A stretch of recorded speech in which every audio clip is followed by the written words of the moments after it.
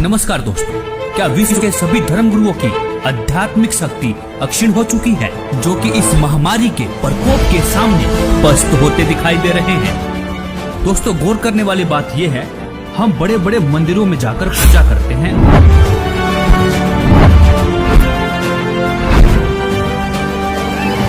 मस्जिदों में जाते हैं, तीर्थ व्रत उपवास करते हैं, धर्म गुरुओं से दीक्षा लेकर भक्ति भी करते हैं। आखिर किस लिए? अपनी रक्षा के लिए ना। और दूसरी तरफ हिंदू धर्म के प्राचीनतम और आधारभूत सदग्रंथों में से एक ऋग्वेद के मंडल नंबर 10 के सूक्त 161 पर परमेश्वर के गुणों में लिखा हुआ है, यदि किसी रोगी की जीवन शक्ति समाप्त हो, यदि वह सीमा से भी परे हो गया है, यदि वह मृत्यु के सन्निकट चला गया है, तो भी उसे मैं भारी कष्टप्रद रोग के पंजे से मुक्त कराऊं तथा उसे शतवर्ष अर्थात 100 वर्ष के जीवन हेतु बल संपन्न करूं। दोस्तों, यह सुन आप यह भी कहेंगे कि यह तो किताबी बातें हैं, ऐसे कैसे हो सकता है? लेकिन दोस्तों, सच में ऐसा संभव है। वीडियो देखते रहिए, आगे बताएंगे भी और प्रमाण भी दिखाएंगे। यदि भगवान ऐसे लाभ नहीं दे सकता तो पवित्र वेद भी झूठे पड़ सकते हैं। एक तरफ विज्ञान फेल है तो दूसरी तरफ अध्यात्म भी।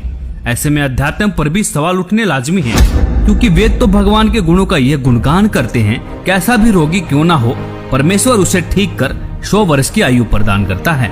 तो आखिर क्यों इन धर्म गुरुओं के पास जाकर भक्ति करने से हमें इस महामारी से राहत नहीं मिल रही है? क्या यह धर्म गुरु आपके अनमोल जीवन के साथ खिलवाड़ कर रहे हैं? क्या इनके पास कोई आध्यात्मिक समाधान नहीं है जो जनता के कल्याण के लिए सामने नहीं आ रहे हैं? एक सच्चे संत की पहचान तो संकट के समय ही होती है, क्योंकि प्राचीन समय में जब राजा और प्रजा पर संकट आता था, तब संतों की कृपा से ही समाधान हुआ करता था। परमेश्वर की भक्ति तो निरोगी काया और सुख शांति के लिए की जाती है। और इसी संदर्भ में कबीर परमेश्वर जी ने भी कहा है कि संत शरण में आने से आई टले भला, जय भाग्य में मृत्यु हो तो कांटे में टल जा।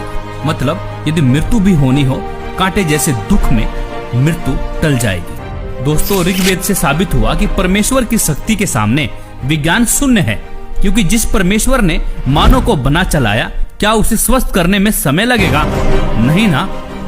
दोस्तों, ऐसे में इस बात को भी दरकिनार नहीं करना चाहिए कि इस संकट की घड़ी में हमारे आध्यात्मिक धर्म गुरु क्या रोल अदा कर रहे हैं। कोई भी धर्म गुरु सामने आकर यह विश्वास नहीं दिला पा रहे हैं कि मानव जाति पर मंडरा रहे महासंकट से किस प्रकार से बचा सकते हैं। और दूसरी तरफ एक संत के शिष्य माननीय प्रधानमंत्री जी को लाखों पत्र लिखते हैं, लाखों ईमेल करते हैं। माननीय प्रधानमंत्री महोदय, भारत सरकार, मान्यवर, आप जी से हम संत रामपाल जी महाराज जी के लाखों अनुयायी आप जी के द्वारा मांगे गए सुझाव का सम्मान करते हैं।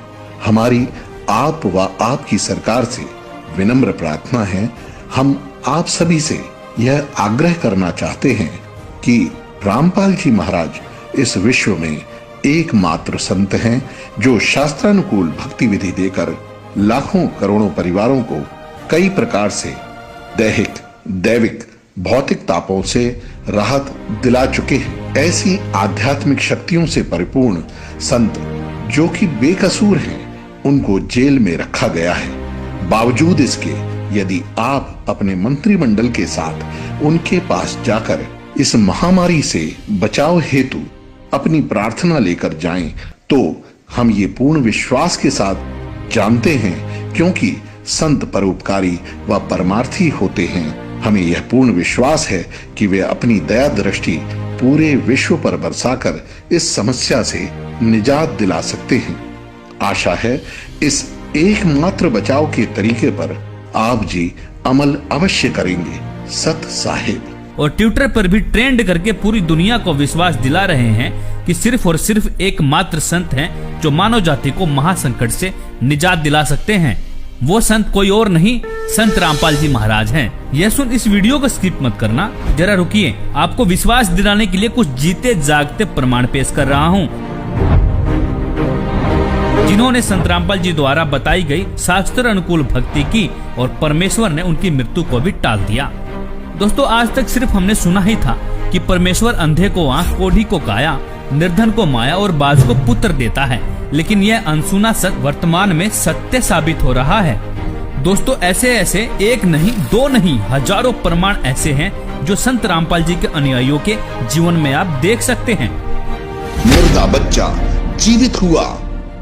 जब मैं मजदूरी पे चला गया तो पीछे से उसकी मृत्यु हो गई जी, लड़के की। 1.5 साल का लड़का था दास का, और उसकी मृत्यु हो गई। जब घर आके जब मैंने देखा जी, उसकी स्थिति देखी तो हाहाकार मच रही थी। आस पड़ोस वाले भी इकट्ठे हुए, सभी ऐसे अफसोस मना रहे थे। वो बच्चे की लाश लेकर मैं गया जी, गांव का डॉक्टर है, डॉक्टर ने चेक किया जी उसको और कहता कि इसको घर में ले जा, इसमें श्वास नहीं है। और मैं घर में आते आते ऐसे रखा बच्चे को, तो मैंने गुरुजी से अरदास लगाई घर में ही जी, और मैंने कहा कि हे परमात्मा, जब आप मेरी आजू बढ़ा सकते हो, मेरे रोग, ये कैंसर तक का रोग ठीक कर सकते हो मालिक, इसकी भी रक्षा करो दाता, इसकी भी आजू बढ़ाओ। हे परमात्मा, मेरे सतगुरुदेव जी ने तेरी दया करी मेरे, मैं कुछ इतने लाभ दिए मैं बता नहीं सकता, इतने लाभ दिए मेरे को इस भगवान के, मैं धन्यवाद करता हूँ इस भगवान का। मेरे बच्चे की आजू बढ़ाई, उसी तरह हम जिंदा हो गया जी गांव के सामने। सभी देख रहे, जितने मेरे को गालियां देते थे उस गांव में, वो कहने लगे कि आपके संग में बहुत शक्ति है, वो पूर्ण संग। आज मेरे गुरुजी की कोई निंदा नहीं करता मेरे गांव में। मेरे को इतने लाभ हुए जी, मेरे कैंसर का रंग ठीक किया, मेरी आजू बढ़ाई हुई परमात्मा ने। और घर में ऐसा होता था जी, हमारे खाने को आटा नहीं होता था और हम मांग मांग के खाते थे, काम नहीं करते थे, फिर भी बीमारी के खाना हमको मांग के खाना पड़ता था। जब से मैंने नाम लिया, मालिक ने बहुत सुख दिया। दे दिया डॉक्टर ने जवाब, फिर कैसे ठीक हुआ बिना दवाई के ला इलाज कैंसर? बोले ये बीमारी ठीक होगी, ये कैंसर है, इसको हम ऑपरेशन नहीं कर पाएंगे और ये और बढ़ जाएगा। जी क्या ये कह रहे हैं कि संत रामपाल जी की भक्ति करने के बाद ये फोड़ा अपने आप फूट गया, अपने आप ठीक हो गया, अपने आप ही ये स्थिति ले ली, ये सब अपने आप हुआ है? कुछ ऑपरेशन वगैरह डॉक्टर ने? तो एक पैसे की दवा नहीं करा, आप यार ठीक है। और कति ज्ञान सुनकर समर्पित हो होगे तो आपकी कैंसर का बाप भी ठीक हो जा। भगवान किसे कहते हैं? वाह भाई वाह।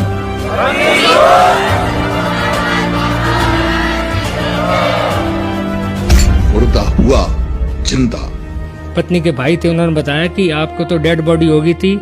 जिस समय डेड बॉडी, उस समय पूरे हॉस्पिटल में मतलब ये विषय का रहा कि वो खत्म हो चुका, और हर जगह मतलब ये बता दिया गया कुलवंत दास जी मृत घोषित हो गया। मेरे घर में भी आना जाना, रोना धोना हो गया था।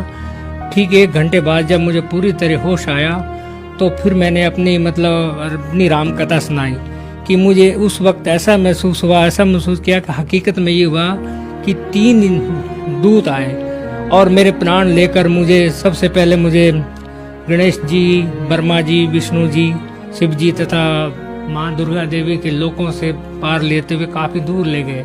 आखिर में मैं जाता हूँ, आखिर जब मंजिल पे पहुँचता हूँ, ऐसा मुझे महसूस हुआ ये सतलोक, मिनी सतलोक ही है। तो वहाँ गुरु रामपाल जी महाराज जी एक सामने खड़े थे। मैंने जब देखा तो उन्होंने मुझसे कहा, बेटा की भक्ति अधूरी है, तो आपको मैं एक मौका और भक्ति का देता हूँ, आप अपना जीवन सफल हो जाएगा। उसी वक्त गुरु संत रामपाल जी महाराज जी ने कबीर का रूप दिखाया। उसके बाद मुझे वहाँ से तीनों यमदूतों ने वहाँ से एक धक्का दिया, और धक्का देने के बाद मैं जब यहाँ से आंखें खुली तो मैं एकदम अपने आप को देखा, मैं पसीनों पसीन से तर हो गया। उसके बाद मैंने ये कहा था, आप मेरी पीठ तो देखिए। जब पीठ उन्होंने देखी तो मेरे पूरे पीठ पे नीले निशान पड़े थे। दुर्घटना में मौत, जीवित किया। बड़ा लड़का था मनोज नाम का, उसका मेरा बल्लमगढ़ में आके एक्सीडेंट हुआ शाम को 7 बजे। जब भी लड़के को ऐसे लिटा दिए, मेरे सर पे से चद्दर उतार दिए, सोल उतार कर उसको ढक दिए और अंगूठे दोनों बांध दिए लड़के के, जैसे संसारे में बांधते हैं। बांधने के बाद फिर मैं संत रामपाल जी महाराज से प्रार्थना लगाई, हे मालिक, मैं जय गुरुदेव की भक्ति से गई थी, पति को खो के गई थी मैं, पति खत्म हो गए थे, उसके बाद में आपकी भक्ति ली थी, ये होने वाला था, तो आप इसकी शादी क्यों की? फिर बहू ने फोन मिलाया कि आप कहाँ पे हो? मैं बोली हम ठीक हैं, हम कहाँ पे नहीं हैं, तू घबराए मत। तो बहू बोली नहीं, कुछ ना कुछ बात तो हो गई है, मेरे को क्यों छुपा रहे हो मेरे से, मेरे वीडियो कॉलिंग पे बात करवाओ। जब मैं गुरुजी को प्रार्थना लगाई झोली पसार के कि मालिक ये क्या होने होता, गुरुजी वहीं पे प्रकट हो गए। संत रामपाल जी महाराज प्रकट होके और लड़के को सोते हुए को आशीर्वाद दे के उठाए। फिर उसके बाद मेरे को आशीर्वाद दिया गुरुजी ने। फिर उसकी सास आई हॉस्टल के अंदर, बोली अपने गुरु को नहीं छोड़ेगी। मैं बोली मैं नहीं छोड़ूंगी गुरु को, मैं सबको छोड़ दूंगी, गुरु को नहीं छोड़ूंगी। गुरु के पीछे तो संत रामपाल जी महाराज के पीछे तो आज ये बेटा जिंदा है, नहीं तो मेरे बेटे को रात को ही मैं खो देती, आज मट्टी लग जाती। डॉक्टर ने जैसे देख लिया कि भाई बिल्कुल जीरो रिपोर्ट, नवज नाड़ी कुछ भी नहीं है। उसके बाद में सुमरन जैसे संत रामपाल जी महाराज से अर्जी लगवाई तो इनको होश आया, तो डॉक्टर भी एकदम से अचंभित रह गए कि ये क्या चमत्कार है। एक तो रिपोर्ट 0-0 बता रही है और एक इनको आधे घंटे में ही होश आ गया, ये तो बहुत बड़ा चमत्कार है। तो चमत्कार को देख के सारे डॉक्टर सारे अचंभित रह गए कि ये तो कोई बहुत बड़ा चमत्कार है। वो ये संत रामपाल जी महाराज का चमत्कार है जो कि हम सतभक्ति करते हैं। और इन्होंने जीवन दान दिया, एक मौत के मुंह में से निकाला इनको रुपेश दास जी। आप भी दुखों से छुटकारा पाना चाहते हैं तो आज ही बुक करें निःशुल्क पुस्तक ज्ञान गंगा।